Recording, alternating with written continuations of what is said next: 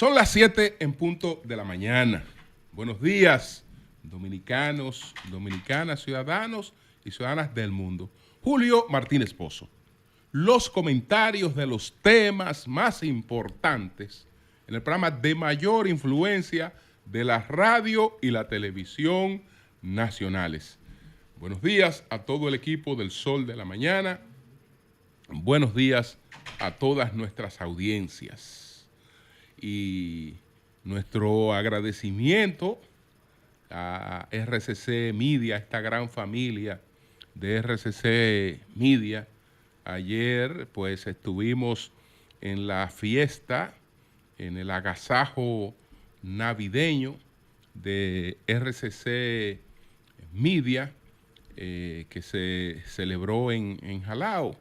Y como siempre, esta es una oportunidad en la que todo el personal de RCC Media, en este caso, todo lo que tenemos que ver con las divisiones de radio y televisión, porque el grupo tiene también otras empresas dedicadas al área de la publicidad, y ya por la dimensión,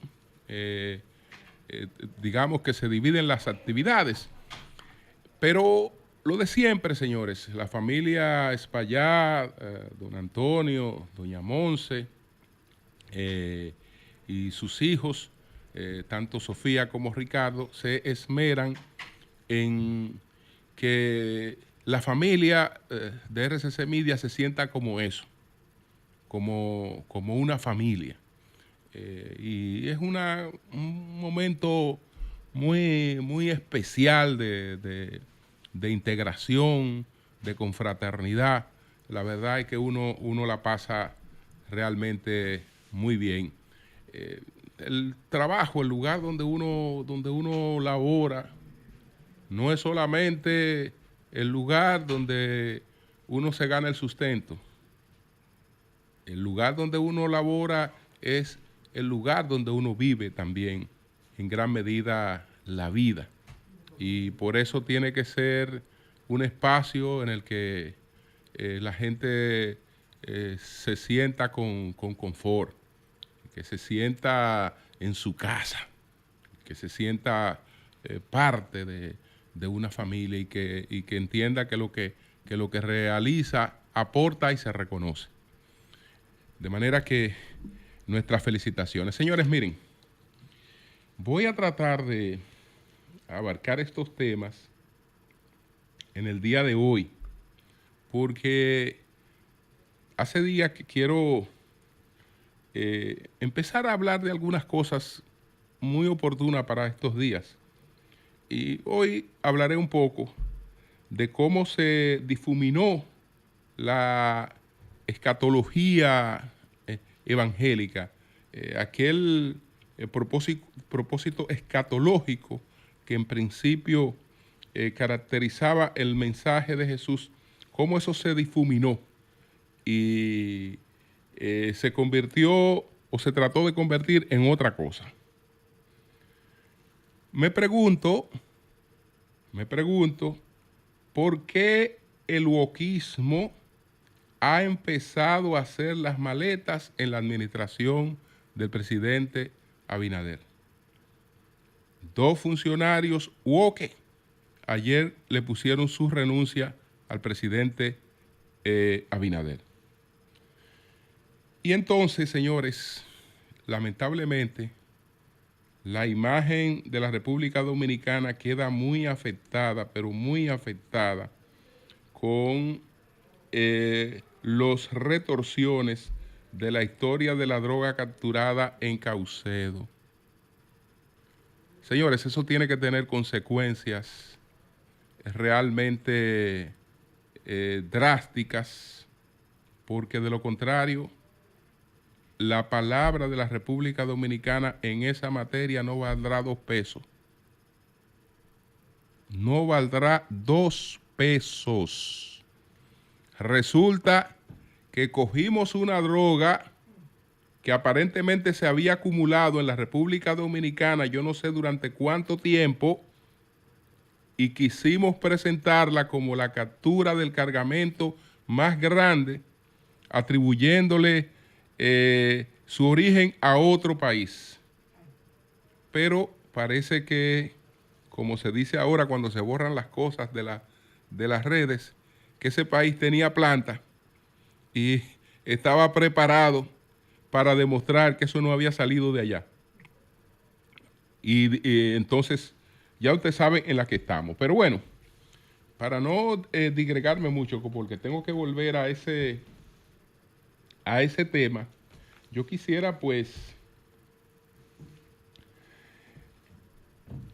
explicar esto brevemente. ¿Por qué? Es una pregunta que siempre me he hecho, no tengo la respuesta. Es decir, ¿por qué entre tantas historias de Mesías que fueron crucificados, a la hora de buscar un instrumento de cohesión, 4 siglos después de esos acontecimientos, por qué exactamente el imperio romano se decide por la historia de aquel nazareno que fue crucificado y que desde entonces se testificaba que había resucitado al tercer día? Habían historias distintas de los crucificados, glorificaciones, etcétera, pero ¿por qué casi 400 años después esa es la historia que privilegia a Roma?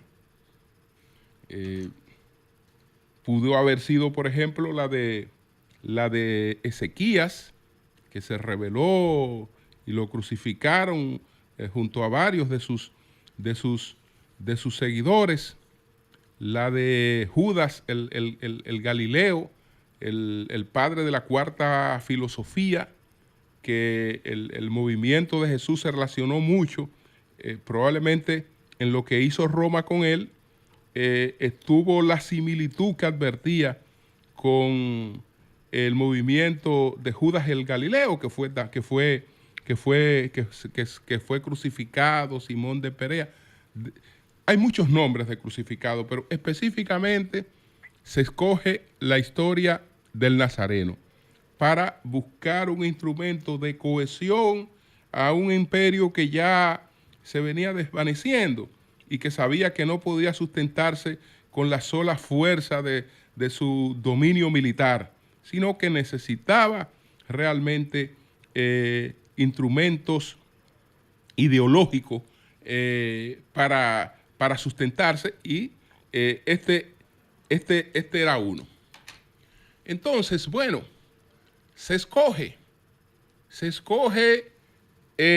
cuál de estas historias va a ser la que va a basar el surgimiento de una nueva creencia.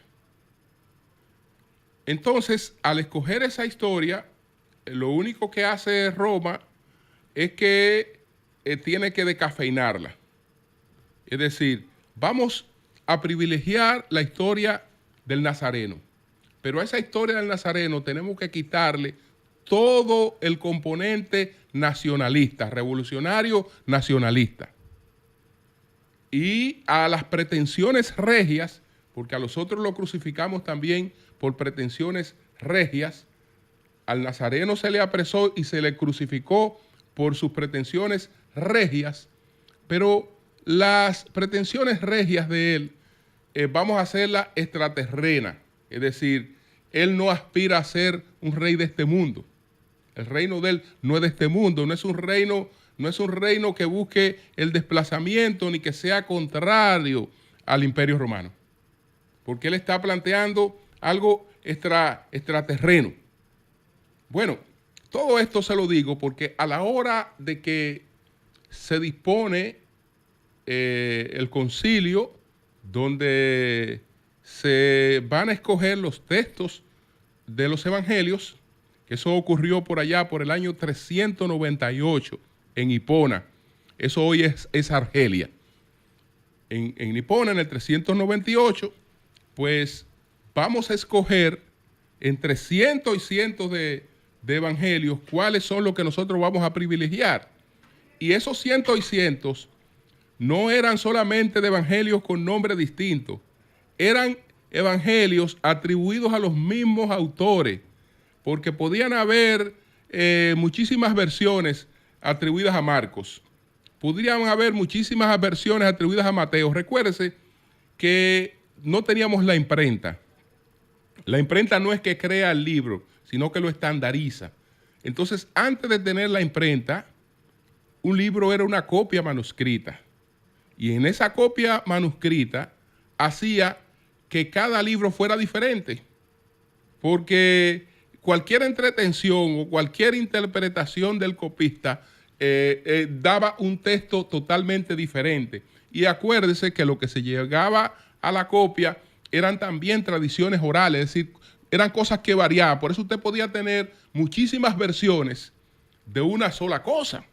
Entonces, dentro de todas las versiones de estas cosas, vamos a ver cuáles son las que nosotros vamos a cohesionar. Entonces, una decisión que se tomó de entrada.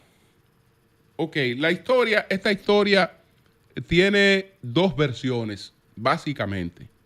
Está la versión de la comunidad primitiva, que es una versión más judaica, y está la versión de el romano, que experimentó una conversión justamente camino al lugar donde salió huyendo Bachar al-Assad, es decir, camino a Damasco. Camino a Damasco. Entonces, este romano experimenta una conversión y a partir de esa conversión, él va allí en pretensión de persecución de un reducto cristiano. En el camino experimenta una conversión y en esa conversión él crea una versión distinta a la que tiene la comunidad primitiva sobre el mensaje de Jesús. Aquella comunidad primitiva que encabezaba a Santiago lo entendía un mensaje más dirigido a los judíos. El romano que se convierte al recibir este mensaje camino a Damasco tiene otra lectura, que el mensaje es más abierto y él es que le da, digamos, el carácter universal a ese mensaje. Entonces, claramente, ya había una decisión. La decisión es que va la historia del Nazareno, pero esa historia del Nazareno viene en la versión paulista. Naturalmente, no podemos ignorar totalmente la otra versión. Y por eso se da una distribución en la composición del Nuevo Testamento, se da una inclusión aparentemente abarcadora de todo. Pero fíjense cómo se abarca todo. Ya dijimos que habían dos tendencias, dos visiones. Roma privilegia la visión de Pablo, pero no puede ignorar totalmente la versión de Santiago. Entonces, ¿qué hace? Que en el Nuevo Testamento, muy bien, vamos a distribuir la cosa democráticamente. Una sola carta de Santiago. Una sola carta de Santiago. 2 cartas de Pedro, 3 cartas de Juan y 14 de Pablo, porque el relajo tiene que ser en orden. 14 de Pablo. 14 cartas de Pablo versus una sola carta de Santiago. El enfrentamiento entre las distintas versiones de lo que después se denominó cristianismo era a través de cartas. Y donde quiera que había una carta de Pablo, había una carta de Santiago, y la carta de Santiago la carta de Pablo se escribía por lo general respondiendo cartas de Santiago. Pero fíjense cómo en las cartas de Santiago prácticamente desaparecen todas. Pero bueno, donde yo quiero aterrizar es en lo siguiente. Entonces nos encontramos en ese 398 con un problema. Vamos a privilegiar este mensaje, pero este mensaje es escatológico. Es decir, este mensaje habla de algo que se va a verificar en un tiempo inmediato. Y todas las versiones que tenemos evangélicas nos remiten a ese tiempo inmediato. ¿Cómo resolver eso que es ese carácter escatológico? Yo le puedo citar rápidamente cómo vemos esa expresión escatológica en los evangelios sinópticos. En los evangelistas que son similares, y que tienen algunas contradicciones, pero tienen similitud en su relato, que son 3. Por ejemplo, empezando por Marcos, que es el primero de los evangelistas. Su visión totalmente escatológica. ¿Qué dice Marcos? No volveré a beber del fruto de la vid hasta ese día en que lo beba en el reino de Dios. Es decir, Marcos copia el mensaje de Jesús diciéndole, no volveré a beber del fruto de la vid hasta que nos volvamos a reunir. Vamos a ver la versión de Mateo. En verdad os digo, le dice Jesús en la versión de Mateo, no habréis acabado de recorrer las ciudades de Israel antes de que venga el Hijo del Hombre. Es decir, lo que va a ocurrir, yo lo voy a ver y lo voy a ver vivo. Yo voy a ver eso vivo. Eso es el carácter escatológico. Entonces, vamos a ver el mensaje, otro mensaje de Marcos. En verdad os digo, algunos de los que están aquí no probarán la muerte antes de que vean venir el poder del reino de Dios. Es decir, aquella versión de que el reino de Dios pudiera ser palpado, pudiera ser visto por las generaciones a las que se le anunció. Ese era el problema que había en Hispona en el 398. Es decir, ¿cómo se resuelve esto? Porque todo esto está planteado de una forma que ya aparentemente todo lo que se planteó ahí fracasó, porque estamos hablando de que nos hemos sentado 400 años después a construir un mensaje que iría a la posteridad, pero ya no lo podemos hacer sobre la base de que eso fracasó, porque ya entonces el mensaje, ahí hay una disonancia cognitiva, porque ya hubo un fracaso. Todo lo que se pronosticó no ocurrió porque iba a pasar antes de la muerte, que eso es lo que se llama escatológico.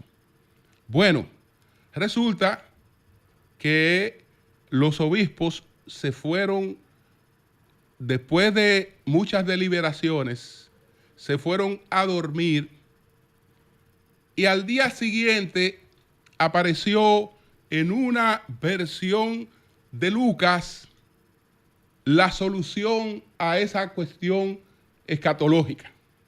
Ellos no la habían visto la noche en la que se fueron a dormir después de deliberar de cómo iban a resolver esa cuestión. Y ahí entonces dice que el Espíritu Santo aportó esa solución. ¿Cuál fue la solución? Que rompió con el carácter escatológico del mensaje. Aparece entonces una versión en Lucas que dice lo siguiente. Preguntado por los fariseos sobre cuándo llega el reino de Dios, les respondió diciendo, el reino de Dios no vendrá con ostentación, ni dirán, míralo aquí o allí, pues resulta que el reino de Dios está dentro de vosotros. Es decir, el reino de Dios no es una cosa tangible que se pronosticó para que usted lo vea porque no lo va a ver, no será tangible, eso está dentro de vosotros. Con ese, digamos, elemento redaccional, se difumina el carácter escatológico que tenían todos los mensajes que habían quedado sobre la mesa. Y se da una solución a esa situación que prácticamente dejaba en el fracaso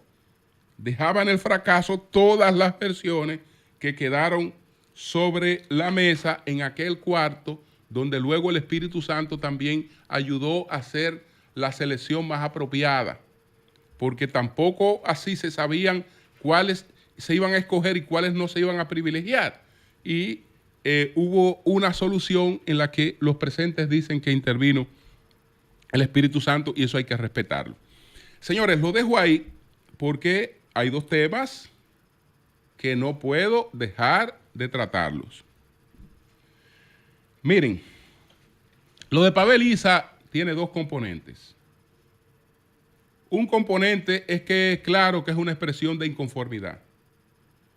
¿Cómo debió haber salido Pavel Issa del gobierno? Reconocido.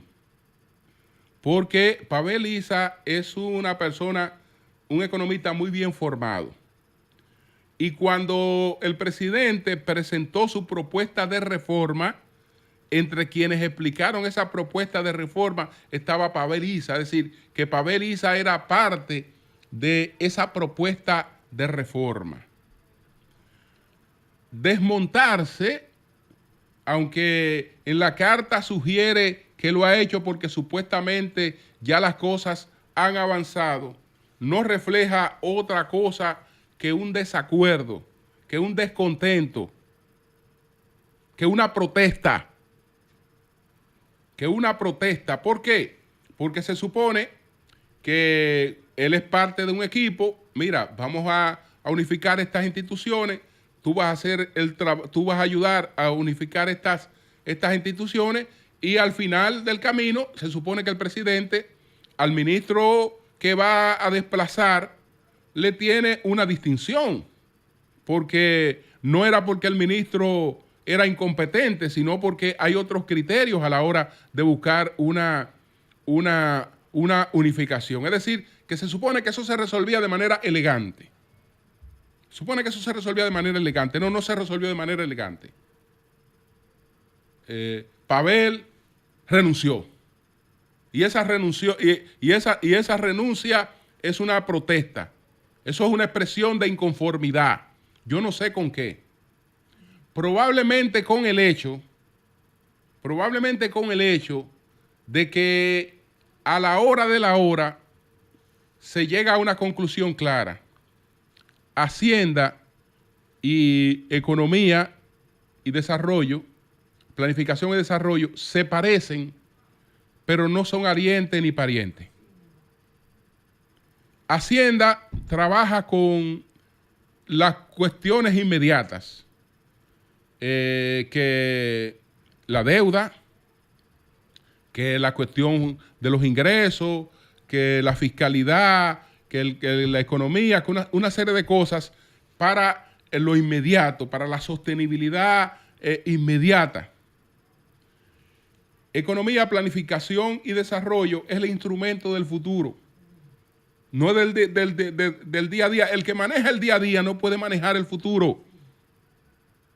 Porque las urgencias del día a día y los cartones que tú tienes que atender en el día a día no te pueden dar una visión de futuro. Por eso son cosas que están en manos distintas.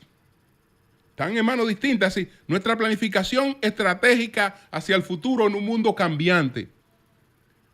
Entonces, Hacienda trabaja para la conclusión del año 2025. ¿Cómo vamos a empezar el 2025 y cómo lo vamos a terminar? ¿Y cómo vamos a sustentar todas estas cosas? Trabaja para eso. Economía, planificación y desarrollo. Trabaja para el 50. Trabaja para el 40. Trabaja para el 35, es decir, ¿dónde estamos en 5 años? ¿Dónde estamos en 10? ¿Dónde estamos en 15? Son cosas distintas. Y unificada lo único que va a hacer es que probablemente se pierda en gran medida la planificación. Pero se le ha dado para adelante a eso. Yo no sé si el desacuerdo tiene que ver con eso, pero eso es así. Entonces, le pongo un punto porque lo que quería expresar con relación a eso es que dejémonos de cuento. Lo de Pavel es una expresión de inconformidad con algún trato o con la forma en la que se está llevando a cabo ese proceso. O tal vez se le ignoró o lo que fuere. Eso es eso, con eso es. Ahora, hay una coincidencia. Hay una coincidencia. Y es que se va Pavel, se va Dilia Leticia. Pavel y Dilia Leticia son promotores de una corriente ideológica de la posmodernidad que se llama el wokismo. Eso se parece al progresismo, pero no es lo mismo.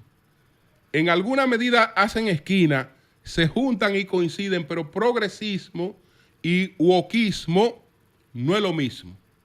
Cuando estamos hablando de progresismo, estamos hablando de una visión prácticamente obsesionada con todo lo de la modernidad.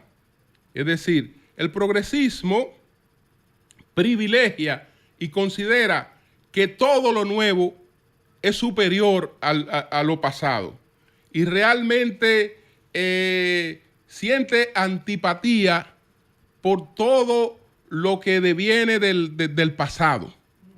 Todo lo que deviene del pasado, todo lo que ha sido producto de la conservación, que la historia, que la cultura, que las instituciones, que las tradiciones, todo eso le resulta antipático al progresismo, porque el progresismo solo cree en la modernidad y todo lo nuevo, absolutamente todo lo nuevo es superior a lo que ha habido en el pasado. Y se maneja de esa manera, para resumirlo. El wokismo es otra cosa, porque el progresismo identifica elementos claros de contradicción. El wokismo tiene un problema que es demasiado diverso, porque el wokismo establece contradicciones y adversidades en las cosas más nimias de la vida. Donde quiera hay una relación de opresión. Las ideologías anteriores al wokismo identificamos un elemento de opresión claramente establecido. Por ejemplo, en el marxismo, ¿cuál era el instrumento de opresión? Bueno, las clases. Una clase oprimía a la otra. El nazismo tenía su elemento de contradicción, que era la raza. Es decir, una raza era superior a la otra. Entonces, cuando venimos con el tema del feminismo, por ejemplo, el feminismo no le importa la clase, no le importa la raza. Al feminismo lo que le importa era el género, pero está claro que tenía una cuestión de género. No, el wokismo va contra todas las relaciones que hay en la humanidad. Y todas tienen, porque eso parte de una visión de Michel Foucault, de que en todas las relaciones hay un vínculo de opresión. Y en las relaciones más mínimas hay un vínculo de opresión. Entonces, el wokismo tiene 80.000 ramificaciones de contradicción. En definitiva, se traduce en una mayor fragmentación de la sociedad, porque la sociedad no está ya dividida en clases, no está dividida en etnia, sino está dividida en una multiplicidad de cosas, que el género, que las diferencias biológicas, que todas esas cosas son relaciones de opresión, absolutamente relaciones de opresión. Y busca una sociedad en la que supuestamente se van estableciendo derechos para proteger todas esas cosas. Una clara identificación no solo con el feminismo, sino con la agenda LGBT y todas esas cosas por el estilo. Eso es una promoción de agencias internacionales que están orientadas al globalismo, digamos, desnaturalizar el Estado-Nación, hacer que el Estado-Nación desaparezca y el Estado-Nación quede, en definitiva, regido por instancias internacionales en las que supuestamente no hay frontera, no hay diferencias de ninguna naturaleza, etcétera, etcétera, etcétera. Ese arroz con mango es lo que llaman wokismo, que lo he definido rápidamente por razones de tiempo. Y tengo que dejarlo ahí, porque, ¿y cómo es que no voy a decir nada de la droga?